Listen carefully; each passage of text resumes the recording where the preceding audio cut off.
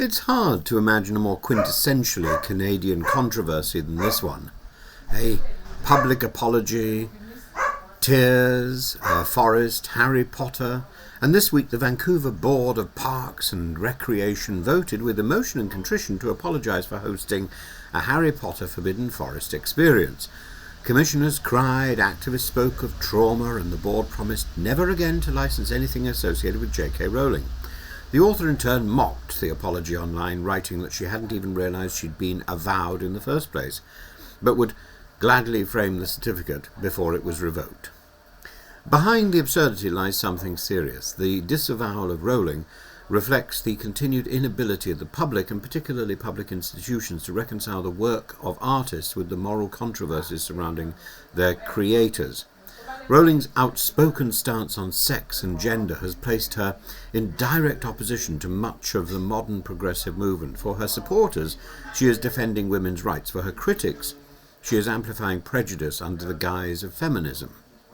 What the Vancouver episode reveals is not simply Canada's politeness, but a kind of moral anxiety. In their desire to be kind, officials have confused inclusivity with erasure, believing that to host a Harry Potter event is to endorse Rowling's views and therefore to harm trans citizens.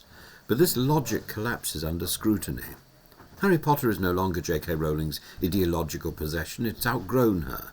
It belongs to millions of readers, to children who found in Hogwarts a form of solace, and to adults who return to it for the same reason they return to Narnia, Neverland or Middle-earth, because the imagination is larger than the person who first imagined.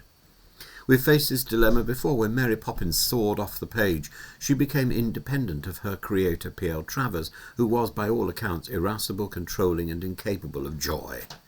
Yet the world doesn't cancel Mary Poppins. We don't ban Peter Pan because J.M. Barrie's private life was complicated, or silence Wagner's music because he was anti-Semitic, or remove Caravaggio's paintings because he was a murderer. Art transcends its maker, not because artists are morally pure, but because the act of creation once released into the world belongs to those who receive it.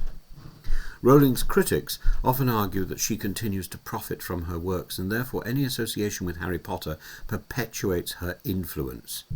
There is some validity to that, but the answer cannot be to silence the story itself. The story is no longer hers to silence. Warner Brothers, actors, fans, entire generations have reinterpreted it. The cultural force of Harry Potter is a collective act of appropriation, and in that sense the public already has reclaimed it.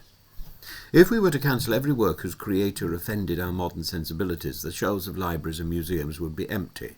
Caravaggio murdered, yet we still study his chiaroscuro. Ezra Pound was a fascist, yet his poetry remains essential to modernism. To pretend that moral purity can be a prerequisite for artistic value is to misunderstand both morality and art. What Canada's park commissioners demonstrated is a failure not only of courage but of comprehension. Their tears were well-intentioned but misplaced. The appropriate act of inclusion would have been to host the event and affirm support for trans people, to show that culture is capacious enough to hold disagreement without destruction. Instead, they chose the symbolic comfort of cancellation over the harder discipline of coexistence. Rowling, for her part, has not helped herself.